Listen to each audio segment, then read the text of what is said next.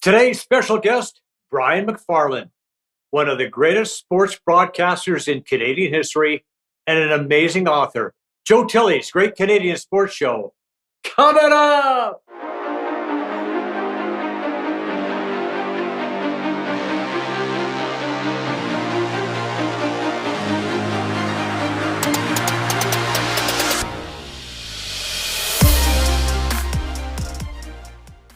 Welcome to the program. Today's excellent guest was born in New Liskeard, Ontario, played hockey at St. Lawrence University. He holds several school scoring records there.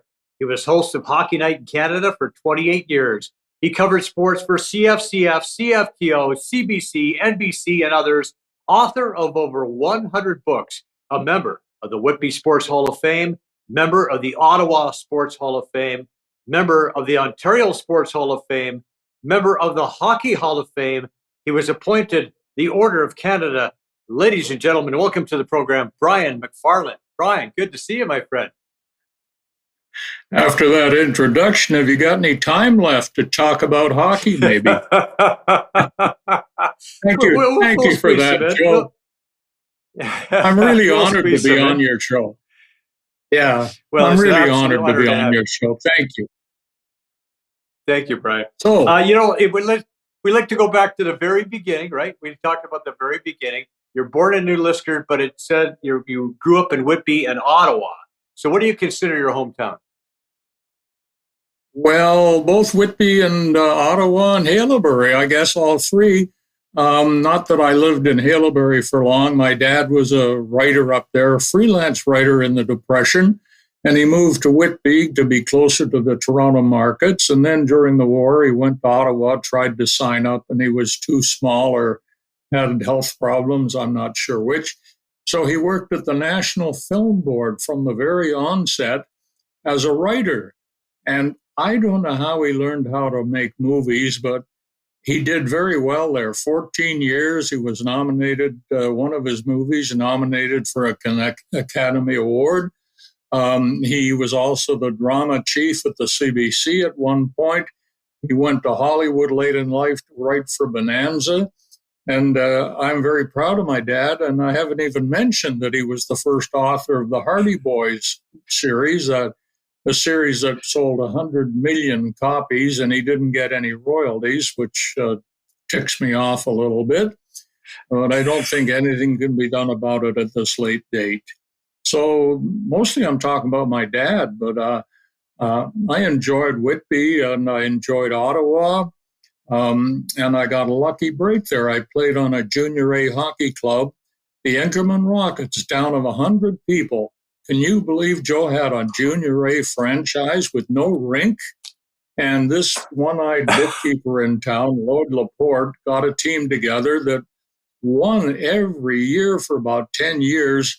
They beat out the Ottawa champs and they beat out the Maritime champs. And on that team, we went up to Kirkland Lake and beat out the Northern Ontario champs. And we were thinking we were getting close to a Memorial Cup playoff when we ran into Jean Beliveau and the Quebec Citadels, and they destroyed our hopes in no time at all. Playing against Beliveau, I realized I'd never make pro. So he helped determine my future in life. I went down to St. Lawrence, did very well there as a high school dropout. And from there on, I got back into broadcasting because they had a little radio station on campus and it gave me a start. That's well, enough. I want to talk about your career a little bit, but I want to just backtrack a little bit because you did mention your father. Leslie McFarlane, and wrote under the pseudonym Franklin W. Dixon for those Hardy Boy books. And as you mentioned, why did he not use his real name? Would that have been easier for him to make some royalties out of it? Oh, that's easily answered. A man named Stratmeyer in New Jersey was the publisher, and he corralled 6 or 8 authors, and he gave them all pen names. because one was writing let's say, the X-Bar X-Boys books, and the other was writing the Dana Girls or the Nancy Drew series, and he gave them the name Carolyn Keene. I guess he figured if he ever had a dispute with an author, he could fire him and replace him immediately with somebody else and not have to pay them any royalties either. So he was quite a smart man. He died early at age 60. My dad never met him all the years he worked for him, and he never took any pride in the Hardy Boys. He said, "Oh, I just used them to put fuel in the furnace for the winter to keep you kids warm." And I don't think he ever read one over after he wrote it. And only late in life did he grudgingly admit that he was the author of the Hardy Boys books. And I think it's a tragedy that all those authors never got more than $85 or $100 per book when they sold in the millions. And as I say, I think it's too late to make any recourse on that yet. So we'll see. Well, there's not too many Canadian kids who haven't either read a Hardy Boys or Nancy Drew mystery book, and your father wrote both of those. He wrote the Nancy Drew, as you mentioned, and then Carolyn Keene. So, any significance in those names at all, or just they're plucked from air? A little correction there. There were two girls series. The Nancy Drew books were the most popular. The Dana Girls were two sisters who solved crime problems and all this. And he wrote the Dana Girls books, but he said, I never felt comfortable trying to put myself in the mind of a 15-year-old girl. So I wrote 4 or 5 of those and declined the offer to do any more. And he said, I was tired of doing the Hardy Boys. Even then, I'd gone on to better things and bigger things, I thought. So he used to admonish me, don't tell your friends I ever wrote those books. And of course, I told everybody. I'm still telling everybody. Of course. Well, it sounds like he was a tremendous individual. I mean, you talked about his Hollywood exploits and running for Bonanza and working, I guess, with Lauren Green and all those legends. That another Canadian, right? So that's going to be fun for him, I would imagine. Yeah, and I don't know with a high school education how he ever learned how to do that. We broadcasters, most of us take courses at universities or institutions that teach broadcasting. And it would be the same with writing. But in his case, he just dropped out of high school and started doing what he wanted to do. And it turned out pretty well for him, although he never got wealthy. We never owned a car. We never owned a house. He always rented. And we moved from city to city and wondered where our next meal was coming from most of the time. But the books did put coal in the furnace, as he said, right? So that was pretty good, yeah. So I want to talk to you about your hockey career. No, he didn't put the books in the furnace. That's right, the coal, right? So I want to talk about your career at St. Lawrence. You 3 times you scored 5 or more goals in a single game. Your 101 total goals. That's still a school record. And what you said, when you were a junior playing against Belleville, you realized you weren't going to make the NHL. But at one time when you were at St. Lawrence, did the dream sort of exist that perhaps maybe one day? Not really. I did go up to Pembroke one summer and try out with the Chicago Blackhawks, and they gave me a nice tryout in the afternoon, but my fear was that I would be suspended from the NCAA if they ever found out I even skated with a professional team. So I kept that pretty quiet, and I enjoyed my afternoon there, and I realized I'm up against, not Bobby Hull at that time, but there were some pretty good players on the last place Chicago Blackhawks, and it gave me an indicator that if I had turned pro, I would probably not have made the NHL, but if so, I'd been a 4th-line center, and I always wanted to be a front-line center, so right. I decided that college hockey would be good enough and the bit of junior A I had. And then, lo and behold, late in my life, I got a chance to play 20 years with the NHL old-timers. Bob Goldham invited me along for a tryout one night with the Old Timers, and I stayed for 20 years playing right wing for Normie Ullman and right wing for Frank Mahovlich, and playing with Goldham and Ullman and Bathgate and all these great old pros. And they took me under their wing and said, well, you can play for us. You look okay. And then I played for the Flying Fathers for a week in a tour of the Maritimes. Father Les Costello called and said, come and play with us. I said, I'm not a priest. He said, no, but you're a father. You got 3 kids. So we'll make you a bishop if you get a hat trick. Well, I got a hat trick, and I made them call me Bishop the rest of the trip. Bishop Brian. Okay, so you know what? We're going to look at some of that a little bit later, but I'd like to call that up now, Vic, if you don't mind. This is an Old Timers game, Wings against the Leafs, and you were part of that from way back in the day. We have a little clip from that, Vic, if you could find that. I know it's a little bit out of order, but let's have a look. Bill Gadsby, who played a lot of great defense for New York Rangers, the Chicago Blackhawks, and the Detroit Red Wings. Bill, what have you done to get yourself in top shape physically and mentally for this game? Well, it's good to be here, Ted. We're not in that great a shape, but we've had some pretty good practice in the last month. We were like the Russians. We keyed for this game tonight. Very good. The next fella, I think, probably, I don't know how he got invited to this camp, but he's probably some kind of a rookie. I'm not sure. Gordie Howe, number 9, I think he wore. Ted, I got lucky. I won the Rookie of the Year award last year with this group, and then I was forced out of retirement to agree because Gadsby still counting his gold. Oh, we aren't going to let the old guy get me. Well, the Ontario Old-Timers may be old, but we're ready for this game tonight, aren't we, Bob Goldham? I'll tell you, if that Howe gets smart, he'll wish he never come out of retirement, that's for sure. Oh, boy, I hope he doesn't hear that. How about you, Andy Bathgate? I just hope I can find someone out there I can get around for a change. I've had a lot of trouble through the years, so I hope tonight's the night. I'll buy that, too, Brian. All right. Ronnie Hurst, what's your feeling about this big game tonight? We're ready for them, and there's no question we'll stone them. Stone them, all right. And over here we have John McCormick. John, have you got a comment?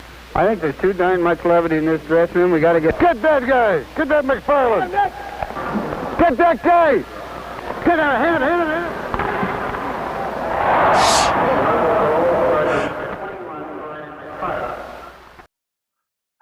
Oh, that was smooth, Brian, like a hot knife through butter. Through that red. I'll never forget. Defense, like they weren't even there. Joe, I'll never forget that goal. I was so thrilled that I split the defense and scored, and I'm so surprised you have that clip. And that's a long time ago, but they gave a chance to an old guy, and I really appreciated it. I made so many friends with those fellows. Yeah. Well, you know, our old friend Paul Patsko has got a lot of good video that he's put together for us here as we go along. We'll get a chance to see that. But I want to talk about how you ended up in the broadcasting game. How did you become a broadcaster? Sure. You know, you come from St. Louis University. You're playing hockey there, and how did you end up as a broadcaster? Well, I'll try to make this brief. Yes, they had a little college They had a little college radio station where I went, so we did play-by-play football. I didn't do any hockey because I was playing on the team, but I did some disc jockey and news work just to get some experience. And I worked as a cameraman 1 or 2 summers in Schenectady, New York, and I told them when I left for my senior year, if you ever need a sportscaster, I'd be glad to try out. Well, after college, I got a job in a movie in the Maritimes. We were doing a documentary for New Brunswick called Picture Province, and I was the lead, I guess. And during that time in New Brunswick, I got a telegram from Schenectady saying, we're starting a sportscast here in October. Would you like to be the host? I wrote back, I'm your guy. So I started on TV in Schenectady, never having been on TV, really. And I had to do a 10-minute sportscast and take time out for 2 commercials. They were the toughest things to do with no experience. But I staggered my way through that for a year or 2. And then I decided if I'm ever going to be any good at all in this business, I better try to get on Hockey Night in Canada. So we were married by then, had a child, and we got everything in a U-Haul and drove to Toronto, and I couldn't get a job for 6 months. I was taking bit parts in the jury on a CBC show or in a commercial or even in advertisements in the newspaper just to make $20 or so. And who moved into the apartment building but George Retzlaff, the sports director of the CBC. He was in our apartment building. So my wife and George's wife did the laundry together in the basement once a week. And my wife said to his wife, I've got a sportscaster husband and your husband should know about him. Well, he did know about me, I guess, because he gave me a chance to do one show. I did it, and I called everybody in town, if you're up late tonight, would you mind watching? And CFRB called me the next day and offered me a job. And I went there, and I was delighted to work with CFRB. And then television was coming in.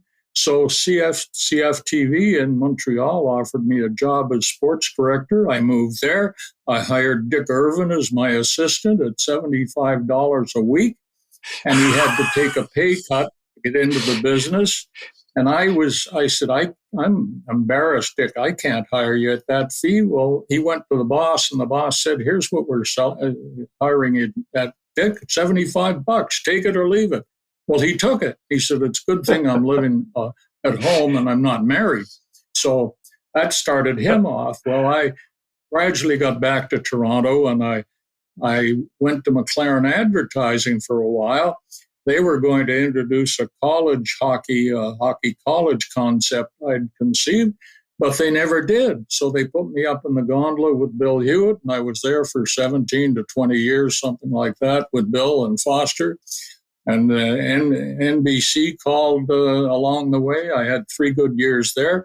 I haven't even mentioned I worked in 1960 with CBS. That was my very first network job.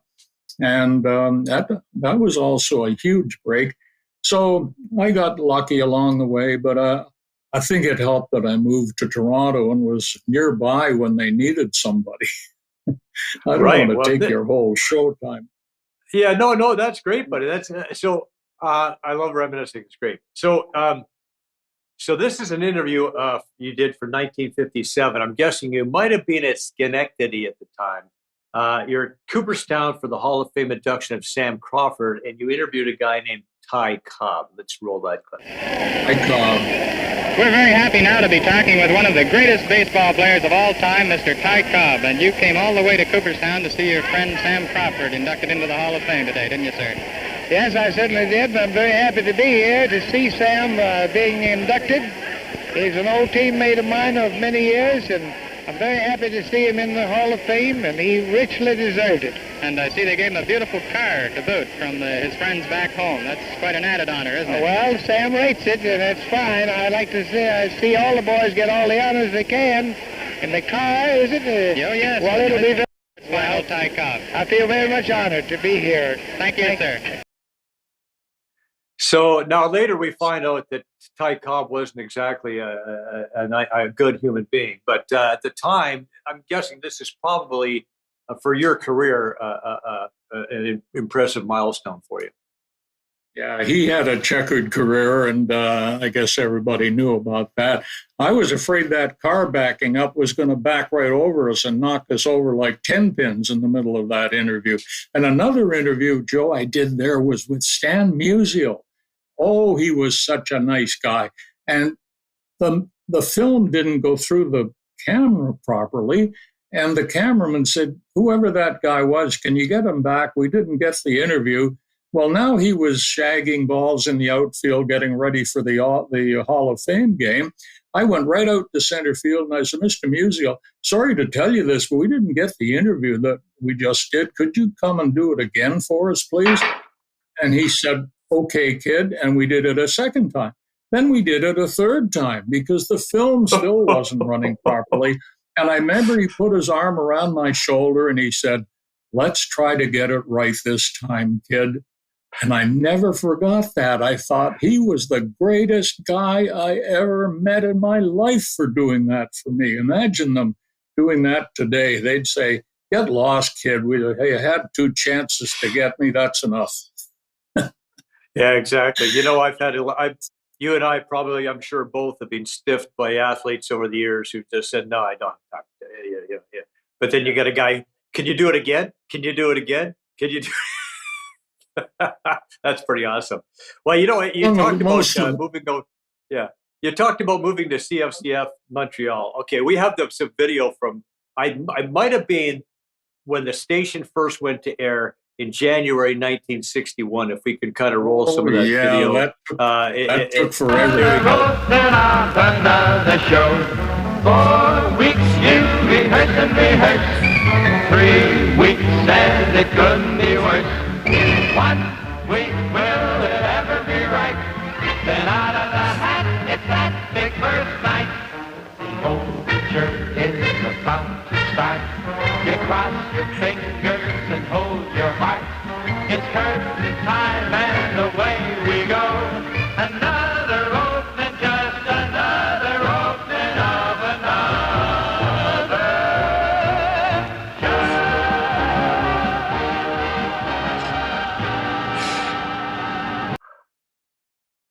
Man, they did it up right back then, did they, Brian? The floor director that came on just at the ending there, that was Ralph Mellenby, I believe, because he was our top floor director. And Ralph went on. I can remember my boss at McLaren's, Ted Huff, offering me a job off camera. He said, "Come and work with me, and maybe someday you'll be the executive producer of Hockey Night in Canada." I said, "Ted, I really like the action on the ice, and I like being in the booth, so I'm going to turn down your offer, but maybe you should call this kid Ralph Mellenby in Montreal. I think he'd fit that role perfectly," and he did. And Ralph moved and went on to win Emmys and do great things in television. We miss Ralph. Yeah, he had a great career. Yeah, lost him recently, and Olympics and of course Hockey Night in Canada. He discovered a lot of talent there, no doubt about that. We have another clip here that I want to talk about. It's Leo Dandurand, who is head coach and owner of the Montreal Canadiens at one time, also owner of the Alouettes, and one of 6 people to have his name engraved on both the Stanley Cup and the Grey Cup. And he's talking here about his beloved Alouettes, and I believe you were at the CFCF at the time. Let's roll that one, Tilley. They're not going to lose a game if they play that kind of football. They're not going to lose a game again this year. And of course, the Argonauts have to lose along the way too, and then the Alouettes would get in the playoffs. Well, I don't like the Argonauts too much because I don't know, they play loose football whilst the Alouettes seem to be right on the ball, you know. If the Owls do make the playoffs, Leo, do you figure they can go on to win the Grey Cup? By gosh, the way they played against Ottawa, I guarantee they're as good as any team I've seen this year. Wouldn't that be something after the way they started out That's last right. spring? Yes, I've seen it happen before, you know. Yeah. What kind of character is Leo? He was a real gentleman. He was a racetrack entrepreneur, as you mentioned, the hockey, the football. He bought the Canadiens with 2 other people for $11,000 one year and kept them alive. Somebody should have done a book about Leo Dandurand. I was so pleased to meet him and other people like Joe Malone. I met him in the lobby of the Mount Royal Hotel, and here was one of the greatest forwards in the game ever. And Cyclone Taylor, I met, and I even skated with him on an NBC telecast when he was 80 or 90 years old. And they were afraid to put him on Hockey Night in Canada in case he fell down and broke a leg. But on NBC, we skated with him. And it was a memorable interview, the 2 of us going around to the ice in the Pacific Coliseum and talking about 1905 and 1906 and Wow. 7. That's one memory that stands out. I was so fortunate to meet some of those great old people from the past. So we've got some video here of Hockey Night in Canada. You're in the gondola here with Bill, and talk about this time and who the folks that made this work for you. A real first grade of hockey, the type of hockey everybody in Canada wants Politicians trying to impress the voters. Those fellas went out there tonight to impress these hockey fans, and impress they did. That was a wonderful period of hockey. I feel sorry for the goaltenders because they're in for a rough evening's work. Those boys are shooting out there tonight at every opportunity. And Brian, naturally, the fans both in Toronto and I guess from coast to coast are interested in the comparison of the trade that was sold off between the Detroit Red Wings and the Toronto Maple Leafs. Would you like to assess the value of it over one period? No, I wouldn't. Would you? No, I really think it's... So, Brian, what do you think? Yes. Who are the folks that made this show work for you? I'm sorry, come again, Joe? Who are the people that made Hockey Night in Canada what it was? Well, George Retzlaff was one, of course, and I came along and I auditioned, and I failed my audition toward Cornell. They wanted an older guy, and they said I was too young. That's when I went to CBS and proved them I was ready for CBS. There are so many people that deserve credit for Hockey Night in Canada. It's grown into be the most popular hockey show ever in the world. So many great broadcasters were there. Jack Dennett was one. He befriended me on CFRB and helped me immeasurably early on in my career. I worked with Gordon Sinclair there. He was a very controversial broadcaster. What more can I say? The Hewitts were rather mysterious, Joe. I never saw Bill go into a dressing room. He never attended a morning skate, neither did Foster. They never stayed for a beer with the guys after a game. They just disappeared. On road games, they took different air travel flights than we did. They stayed at different hotels. We just saw them at the arena for the game, and then they just disappeared into the night. I don't think Bill really wanted to be a broadcaster. I think Foster said, "You're going to do what I did for 50 years or more." And Bill said, "Well, when you retire, I'm going to retire then." And Bill got sick, though, late in his career and died shortly after. It was difficult to pinpoint the Hewitts. Foster, of course, deserves praise for being the number one broadcaster in the world, I guess, at one time. He started in 1923, I believe, I'm doing some research on that for a book I'm doing called The Maple Leaf Forever. And there's some old dispute whether Foster started on a certain date or another date. He didn't seem to know in his memoirs which date it was. But he got started doing radio at the old Mutual Street Arena in Toronto, and when Hockey Night in Canada blossomed with the building of the gardens and winning cups and everything, well, he was a mainstay every Saturday night. I can remember as a kid, we all gathered in the kitchen to listen to the radio and the Leaf game, and there were a million other radios on at the very same time doing the very same thing. With Bill, I think he would rather have been maybe an outdoorsman, a game warden, perhaps. He loved the outdoors. He didn't seem to have the passion for hockey that some of us did, but he was a very nice young man, and he'd pat you on the back when you were working. He didn't seem to know all the rules at times, and I remember my first with him, the puck went right along the goal line and stayed out, and he said, "Brian, as you knew, any part of the puck on the line, it's a goal." Well, we went to commercial, and I said, "Bill, you made a little mistake there. It has to be over the line to count." He said, "No, it doesn't." Well, I got my rule book out, and I said, "Look, Rule 33C, the puck has to be over the line to count." He said, "Well, they've changed that rule." And that was my first game. So we had our difficulties over the years. I would say, for example, Bill, the All-Star votes are in, and again, Bobby Orr was a unanimous choice for the first team All-Stars. And he'd say, "That's right, Brian, almost everybody voted for him." Well, almost isn't supposed to be in that sentence. It was unanimous, Bill. Anyway, he was a good person. And we had lots of years of good hockey together. Not good hockey, we had a lot of bad hockey during the Ballard regime. Oh, goodness, it was terrible, some of those games they played. And you didn't dare criticize them because they'd jump all over you. Don't knock the game, and don't knock the fights, and don't talk about the fights, and don't get Ballard mad. He'll cut you right off, which he did me when I defended Sittler in his dispute with Punchimlack. And he called me once after a Flyer game. The Flyers wouldn't let the Leafs out of their own zone for 2 periods, and I said so.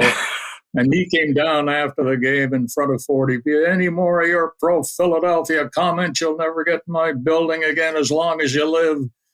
And I said, Harold, let's go in the room and talk. No room. You just stop that Flyer stuff you're talking about and all this. And he embarrassed me in front of all these people. And finally, he fired me after I defended Sittler in his dispute with Imlach. And that was okay. I got to do games in Winnipeg for 4 years and Montreal for 4 more years after that, where they did win Stanley Cups. Right. Yeah, no kidding. Well, Ballard was, you certainly weren't the only guy to be barred from the Gardens and by Harold Ballard. I think everybody at our station was banned and barred at one time. Yeah, and all the Globe reporters had to get a hotel room to cover the game, that sort of thing, a long time ago. Anyway. Yeah. So anyway, I want to talk about this. You had some opportunities off the rink, and we got like being part of an Esso commercial with your family. Vic, let's roll some of this. Alive in this land of ours. Good to drive in this land of ours. What a great, great feeling. What a wonderful sense of sheer enjoyment and of confidence. For there's something you're aware of. Your car's been taken care of at the Esso sign of confidence. At the happy motoring sign.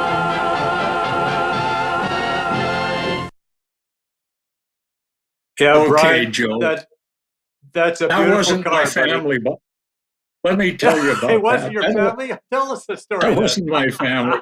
I think the woman in there, I'd been to high school with her in Ottawa, but I don't remember correctly. I didn't have any kids at that time. And the funny thing is that was a big break for me, getting in a commercial that went on Hockey Night in Canada. But oddly enough, I got a call a week later to do another commercial. And guess what? I'm going to Niagara Falls on my honeymoon with a blonde lady. So on Saturday night, there I am with my family at the falls. And on Sunday night, where I'm trying to hide behind the road map so they won't see my face, I'm on my honeymoon in Niagara Falls. And I said, oh, my God, I need the money, but I'm going to get thrown out of the union I just joined for allowing that to happen. But oddly enough, nobody ever said a word about that. And it went on for several weeks, I guess. That seemed that was a big factor in my life, thinking I was going to get thrown out of broadcasting. Well, I look at that commercial. I think that '58 Chevy, beautiful car. Did you get to keep the car? No, I think I got $100 for doing that commercial. Oh, and that needed that money. I was desperate for money at those days because I'd moved here and I didn't have a job, and finally I got with CFRB and later on with Hockey Night. But those were desperate months. But I'm glad I did it, because if I hadn't been here, I wouldn't have got any of those jobs. So, yeah, that was pretty awesome. So I want to talk about a clip here we got from the '72 Summit Series before this series. Made a prediction that seemed at the time off base from what everybody else was saying, but very prophetic as it turned out. This is an interview on CKX TV, a station in Brandon. Let's play that clip. Canada across the nation. That sounds like a wonderful experience coming up, Brian. Going to Russia, watching this series, which has been long awaited, National Hockey League against the Russians. What's your opinion?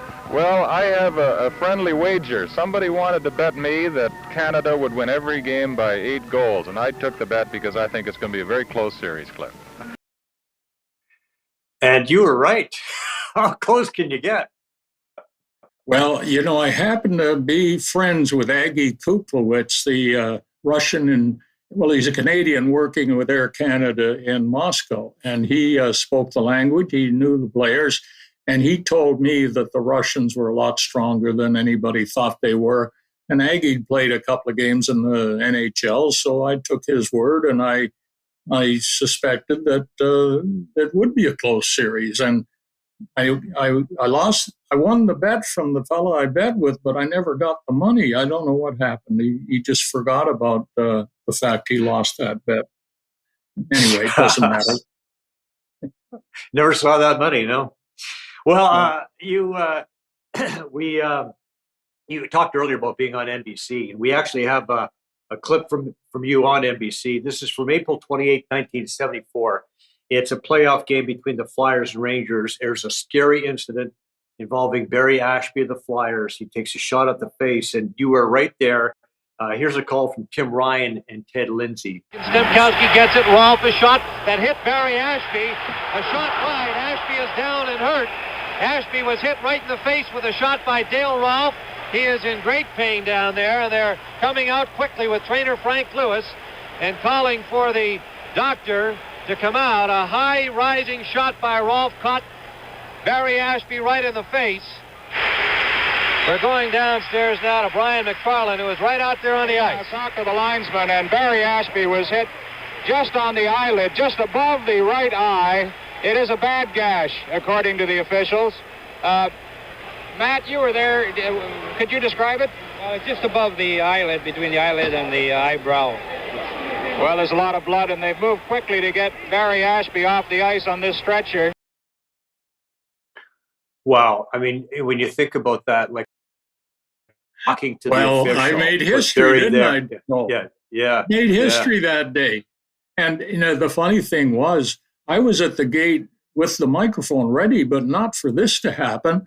And when it happened, I just impulsively stepped onto the ice and started walking toward the scene.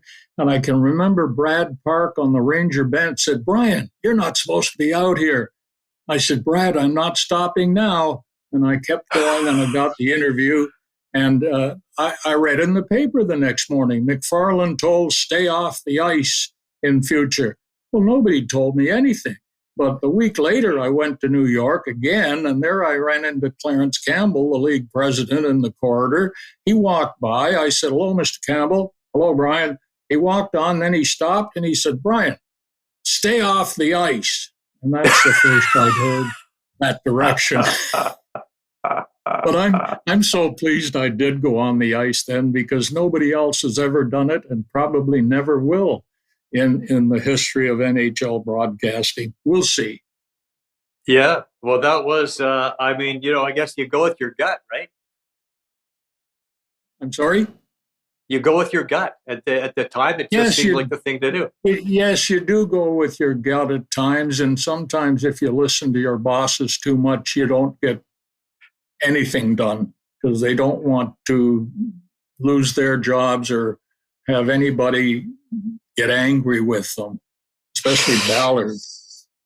Yeah. Yeah, he scared a lot of people, unfortunately. Yeah, that's too bad. But okay, another incident here with the Soviets in 1976. Red Army didn't like what was happening. They skated off the ice in the middle of a game with the Flyers. But the actions of the Soviets didn't seem to surprise you or Bobby Clark, who you were interviewing at the time. Let's roll that, Vic. Well, we were a little bit prepared, Brian. We had a meeting with Eagleson when we were in Toronto last Wednesday. And, you know, I played against them, and I understand some of the things they do. And Eagleson told us, he said, don't be surprised if they walk off the ice or they show up a half an hour late for the games and stuff. He said, they're going to do all these little things, try and throw you off your game. They try to mess with your mind. He said, they're going to play, they're going to be there, so just keep your cool. And, you know, that's what we tried to do. You know, in the press room when it happened, a lot of the fellas were saying, show them the back door, put them on the bus, and say goodbye to them. Do the players feel somewhat like that? Well, we're not too accustomed to us having something like this, but, you know, they're going to make $25,000 a game, and our coach said, look, they're going to play, they want the money, so just don't worry about it. Yeah, and that proved to be the case, right? They wanted the money, they stayed, they played. Well, it was funny. I was sitting in the stands when that happened, and I I had an inkling that something might be happening below the stand, so I raced down in through a corridor and downstairs, and there's a big argument going on with the Soviets and Eagleson and Team Canada, and I don't have a microphone. I'm standing there watching it all, but I couldn't report anything because nobody had given me a mic, and certainly didn't carry one in my pocket. So I was witness to what went on underneath the stands that day. But unfortunately, I wasn't able to report on it, except Bobby Clark always gave good interviews. Yeah, I liked Bobby, but I didn't like his association with Eagleson too much.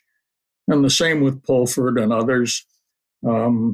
I've had disputes with Pulford along the way, because after Eagleson even went to jail, he was defending him. And I was doing a banquet one night in Toronto, I guess, and I talked about Eagleson, and Bully yelled out from the audience, "Brian, he never did anything wrong. I was in those meetings. He never did anything wrong." And all I could reply was, "Well, Bully, how come he declared he was guilty and went to jail for a few months? He must have done something wrong." And that was my answer. It wasn't a very strong one, maybe, but it was an answer. Yeah. That's a different story for a different day, no doubt about that. There's lots of meat on that bone. Let's talk about another interview here you did with this is with Dave Tiger Williams with the Canucks at that time in 1982 during their great playoff run. This is during the conference final series with Chicago. Let's watch that. Anybody any more incentive than they already got of the pride of winning. So we're going to work hard, and our strategy is we're down one now. We've been down one before in other games. We're just going to play the same. You know, some of us have to sit there for 10 minutes waiting to go out and check, and you got to be ready. And we did that through this whole playoffs, and we've come through big. And we're not going to change one iota going out in this next period. You did say something about Dennis Savard in the papers today. You said you're going to be all over him like a bad smell. And one of the reporters said Tiger Williams is the most obnoxious of the Canucks, and he deserves a lot of hisses for the work he does out there. What's your retort to that? Well, you know, we're going to aggravate Savard and Wilson and Murray and Secord as much as we can, and they're going to have to either play better or put up with it. And I think over the long run we'll wear them down. And he was right. They wore him down. They won the next 4 games in the series. Tiger was one of my favorites to talk to. He gave me that famous line, "Them Penguins is done like dinner," before a playoff series. And he told me once, Joe Lamb, penalty time Gardens, told me this story. He said Tiger was always in the penalty box, of course, and he was a friendly guy, but he said he came in one night and a fight broke out while he was in there, and more guys are coming into the box, and I've got this little box I push the penalty times on, and he leaned over and he said, "Joe, let me push that box. You sit back and I'll take over here." Because I got annoyed and I pushed him aside and I said, "Tiger, you just sit over there and shut up."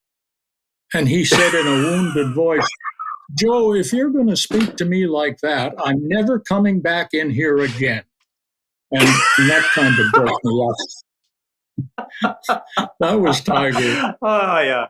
How's Tiger Williams going to stay out of the penalty box? Yeah, good luck with that. Yeah.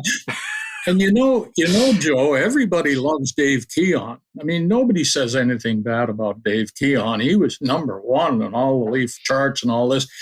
But Tiger, in the book I'm writing, says, I had to take Davey aside. I think it was in the elevator, and I grabbed him by the neck. And I said, "Davey, if you don't get off my case, I'm going to kill you." And I said, that's a quote from Tiger. I'm putting it in the book. But I was so shocked that he would say that about Dave Keon, who apparently was on Tiger's case too much. So Tiger didn't like that. So your book, tell me, how many books have you written? Well, it's around 100.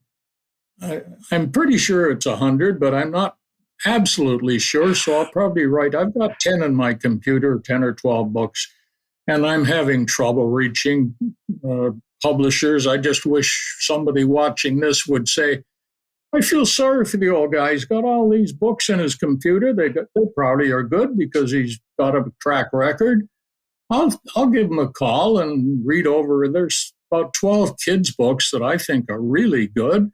I've got a book about my dad, the man who wrote the Hardy Boys. I've got a spell book called Hockey Ha Ha. I keep putting funny stories in it till it's bulging and it's ready to go. It just needs a good edit. I've got, Ted Lindsay and Rocket Richard. I've done a lot of research on those two, and I thought I'd write a book called the Ted Lindsay, Terrible Ted and the Rocket, and compare their careers and their challenges on the ice when they met. And I've got other books in there too, but those are the ones, the kids' books primarily are the ones I'd like to get out there to kids. And I may publish them myself, but I just got a quote from somebody yesterday, and it's far too expensive for me to do that. So we'll see. Anyway, this may help, Joe. Yeah, hopefully there's a publisher watching, Brian. And I want to go through some of these books here. Like there's King Clancy, the least 50 Years of Hockey, History of Hockey, Larry Robinson. Do you have a favorite among these many great books you've written? Well, you just mentioned King Clancy's book, and that was the first one I did. And I was a very nervous author because I went to King and I said, there's so many great writers around, Milt Dunnell and Scott Young, and they've probably asked you if you want to do a book, King. He said, no, they haven't asked me. And if you want to do it, I'll do it with you. And you can keep all the money. I said, wow. And so it took me 4 years to get him to sit still long enough to give me a tape recording here and there and whenever. And all those tapes are now in the National Archives, and they're delightful to listen to. All King's great stories about the Ottawa Senators, and how he was the only player that ever played every position, including goaltender, in a Stanley Cup game. This was out in Vancouver in 1923. And they played Vancouver first and then Edmonton for the Cup. And in the Edmonton game, the goalie got hurt for Ottawa, and he handed Clancy his goal stick and said, take care of this case, this net till I get back, King. So King played 2 minutes in the goal for Ottawa, and he played all the other positions in the same series. So stories like that just poured out of the man. And I was delighted with the final result. It probably only sold 4,000 copies, and I probably only made $1,000 on it. But it was a sheer delight doing that first book with King Clancy. That's hilarious. What a great story, playing goal. Today, they'd just give the goal stick to the Zamboni driver, right? That's right. David Ayers, the Zamboni driver. David Ayers, the Zamboni man, yeah. So you talked about hockey's ha-has, and can't wait for that one. But speaking of ha-has, you made an appearance on SCTV many moons ago. Let's have a look at that. There's been a lot of controversy over Rendezvous 87. Some NHL players are reluctant to play the Soviets in the two-game series. We have the Soviets and the NHL represented here tonight. First, the Soviets. The interpreter, Aggie, would you ask your star player how he feels about Rendezvous 87? Blue jeans.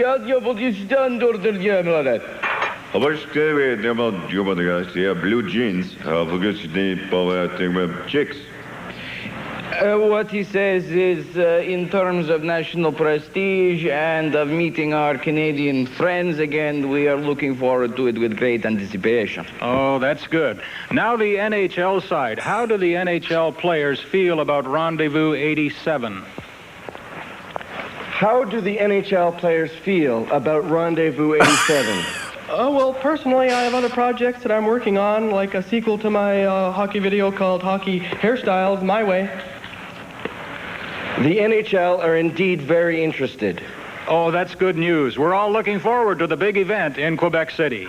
Hi, my name is Wayne Campbell. I'm chairman of the Bring Back Danny Gallivan Club. And this is Peter Puck, who's another guy who's been retired, right, which I think is bogus.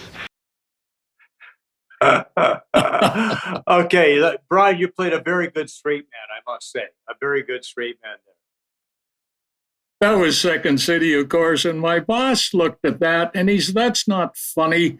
I said, "Well, we did 2 segments because cut down on expenses, and there's Mike Myers in the second one, and he's giving a Danny Gallivan imitation that just dazzled us."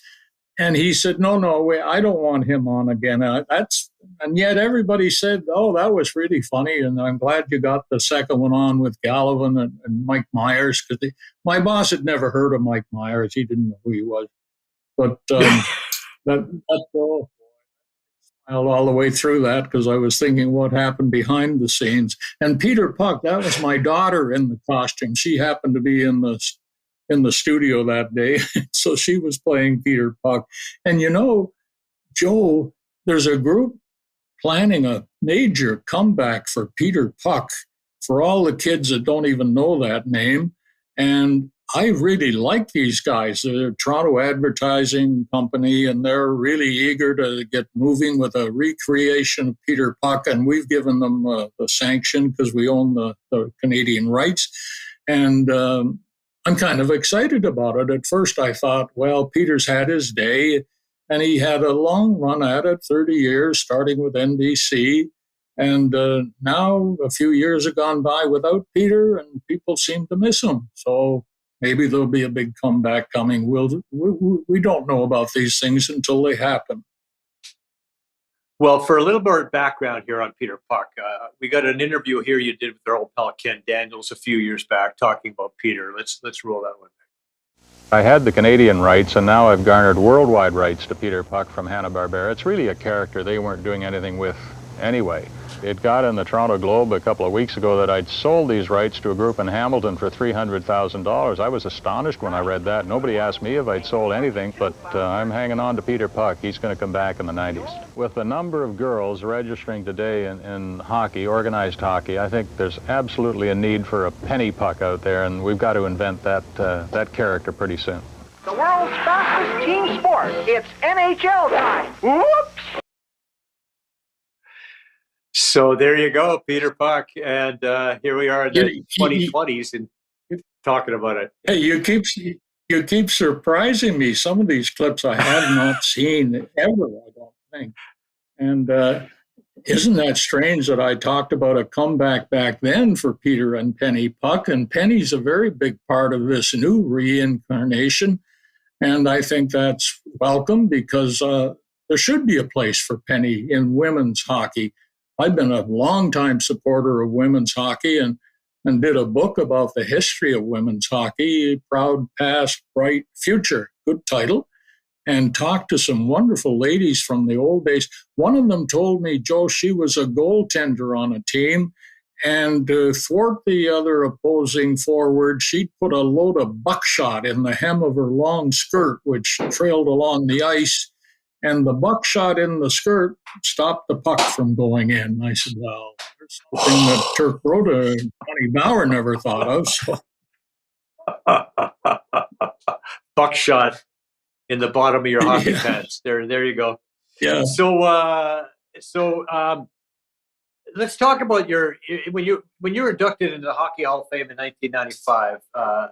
Your old pal Dick Irvin did the introduction, but you also in your induction speech, you actually mentioned, talked about women's hockey and said maybe someday there will be a woman inducted into the Hockey Hall of Fame. And a few years later, Angela James was inducted along with Cami Renato. But we have your piece of your induction ceremony from I think it was 1995. Let's roll that, Vic. And he's one of the personalities in the journalism business who really took a journalistic approach to the broadcasting of hockey, perhaps one of the first of us who did that. In fact, he was so honest and journalistic at one point that a certain owner of a certain hockey team based at Maple Leaf Gardens wouldn't let him back in the building for a while. And to many people, that alone could have earned his way into the Hockey Hall of Fame. Our first inductee, my very good friend and a great broadcaster, Brian McFarlane. Jean Beliveau, what a champion he was and is. He gets credit for steering me away from pro hockey as a career. I tried to check him once in a junior playoff series and found that to be an impossible task. Right then I figured I'd better explore other career opportunities. I salute my junior coach, Lloyd Laporte, down near Ottawa, coach of the Inkerman Rockets, a remarkable little hockey club in the community where Larry Robinson grew up. At St. Lawrence University, Bill Torrey and I played on the same team and became close friends. It was there that I met my wife, Joan, on the very first day of school, as a matter of fact, and 5 years later we were married, and now after 45 years together, she's beginning to resign herself to the possibility this could be a permanent arrangement. Seriously, I can never fully thank my wife, Joan, and my 3 children, Michael, Lauren, and Brenda, for their patience, love, understanding over the years. I love you all and your spouses and the 6 beautiful grandchildren you've given us. And by the way, when my latest grandson was born a couple of years ago, I said to my wife, you know, if you hold him in a certain way, he looks just like me. And she said, we can't hold him that way very long or all the blood is going to rush to his head.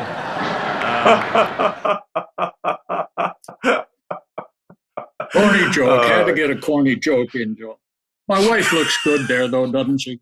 She'll be 90 years old in September, and I'll be 92 in August. So we've been together 76 years, I guess, something like that. You look fabulous. You look fabulous, Brian. Well, we keep busy, Joel. Yeah, we keep busy. I'll tell you, every week there's something going on. We're going to meetings on Peter Puck, or we're doing book publishing meetings, or whatever. There's always something, and you got to keep going. I've taken up art now, and I'm really enjoying it. I'm even selling some of my pond hockey work, and I go to class once a week with it. Well, it's not really a class; it's just a get together, the ladies and the guys, and we have a good time painting pictures. I knew an artist in the country that lived next door to me, and he was a good hockey player. He went off to England to go to school. And when he was over there, I found out he'd taken up art and was becoming quite proficient. And he is now Peter Doig, D-O-I-G. If you Google him, he sells his paintings for millions of dollars. Wow. So I can't believe I grew up next door to a guy who'd become an internationally famous artist selling, I guess nobody in the world has sold paintings at that price as Peter Doig. I don't think so anyway. And he's a good hockey fan, and we've emailed back and forth a bit.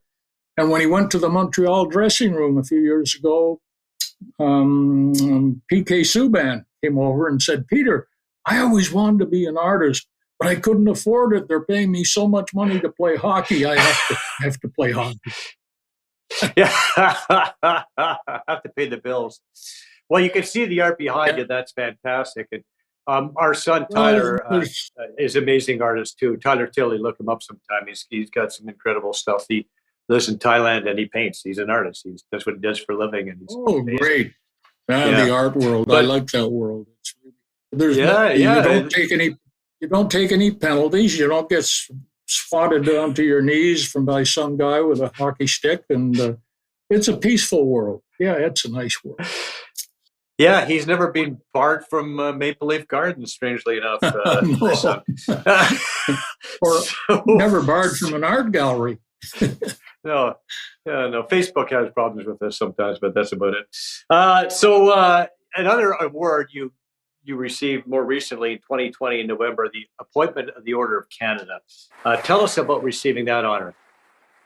Well, Dick Irvin said, don't miss this. He said, it's a great night. He said, everybody be dressed in evening clothes and all the rest of it. But I think the pandemic put a damper on some of these ceremonies, because this is what it amounted to, what you're watching. It was waiting in a room for an hour with a bunch of other people. None of us had name tags. We didn't get to know each other at all. And we were a little nervous about introducing ourselves. So we got up there and took a little bow to the Governor General and got something in return, and had a little cup of coffee and some hors d'oeuvres and left the building. And I also, on that trip with my daughter and her husband, I said, would you mind stopping by 8 Christie Street on our route?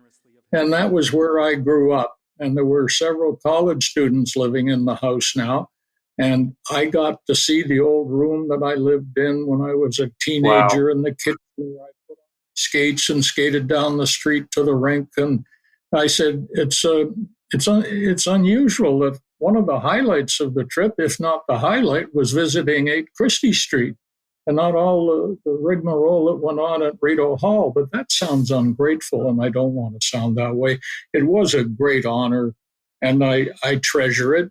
And what more can I say? Except that I think they had restrictions on the way they did it today and the way they did it when Dick went in.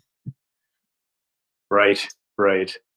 Things have changed a little bit, and a little different than the Hockey Hall of Fame induction. No doubt about that.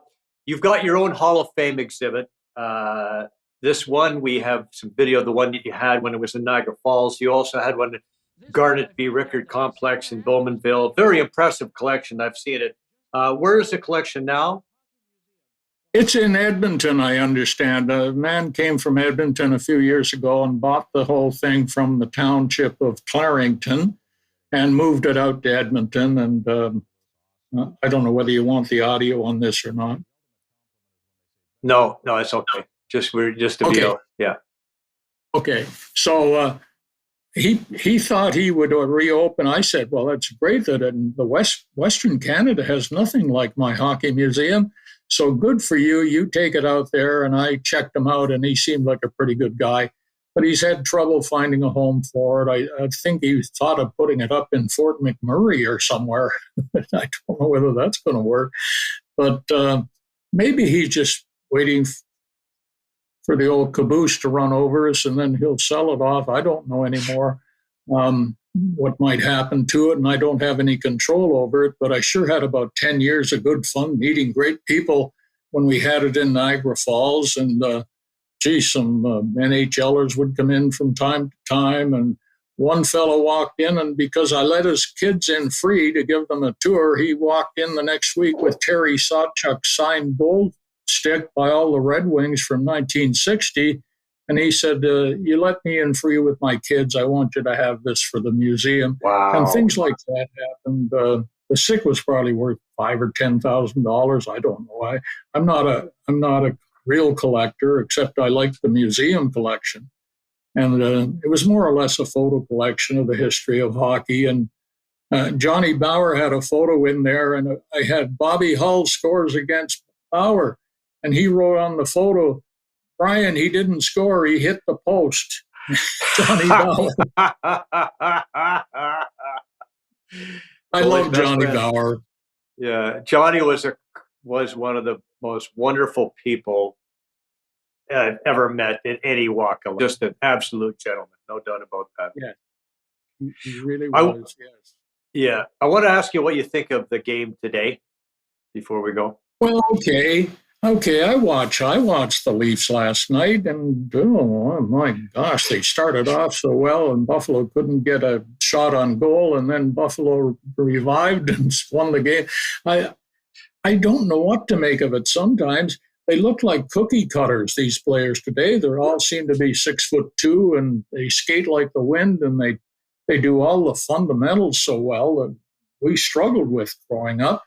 So they've had good coaching, good tutelage, and they seem all to be good-looking multimillionaires who walk into the games looking really wonderful, and they play wonderfully well. But where is the real excitement at times, like Bauer and Keon and Armstrong and those fellows provided, the Canadians and the Leafs, and that bitter rivalry? And I think we were fortunate to see teams in the 60s that really barreled into each other and had great playoff clashes. And I don't know. I don't want to sound like an old fogey who's looking back thinking things were better back then, but they seemed more exciting to me as a broadcaster and as a fan.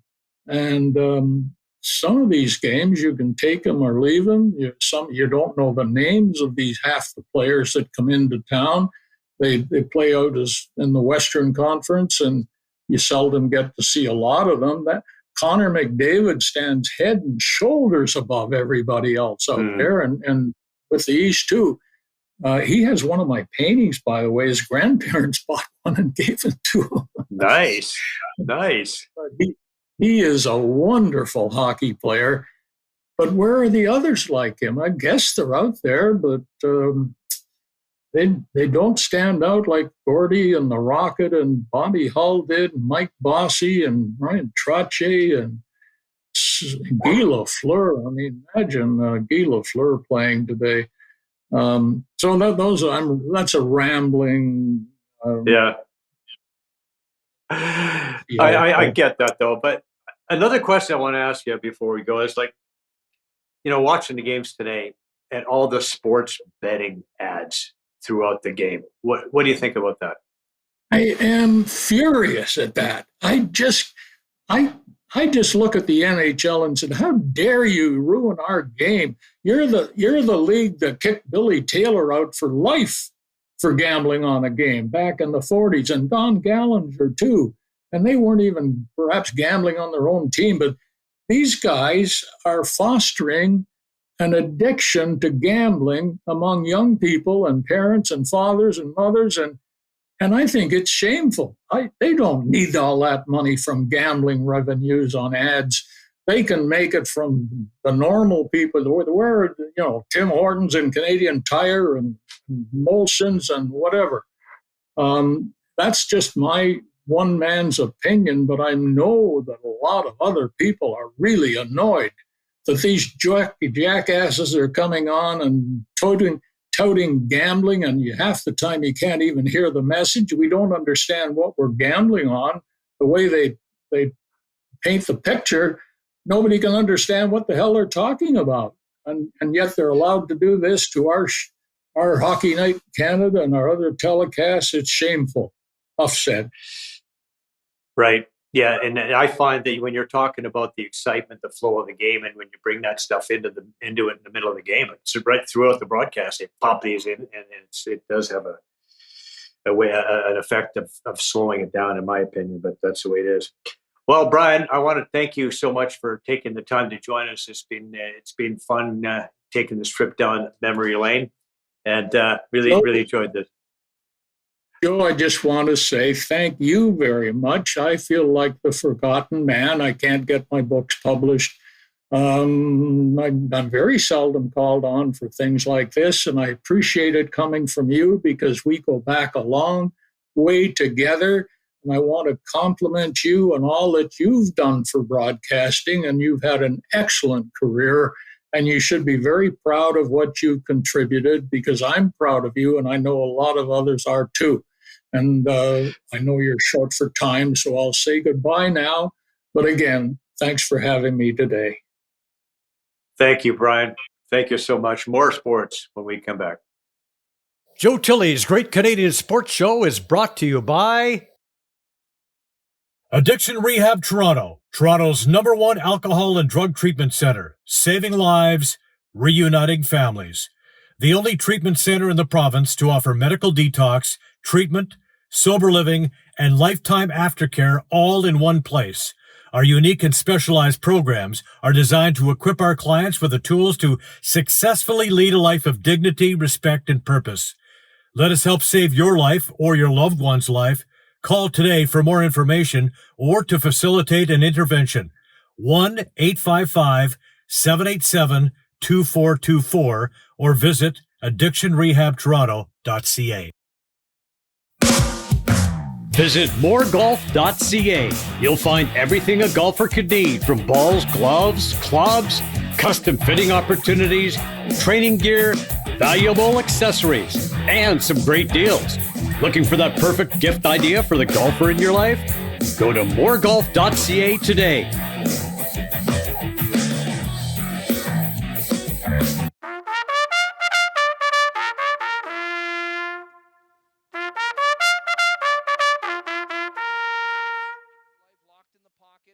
My Coast Swiss pick of the week. For the third week in a row, I picked Bella Cabella, this time from the #2 post in the 6th race at Mohawk.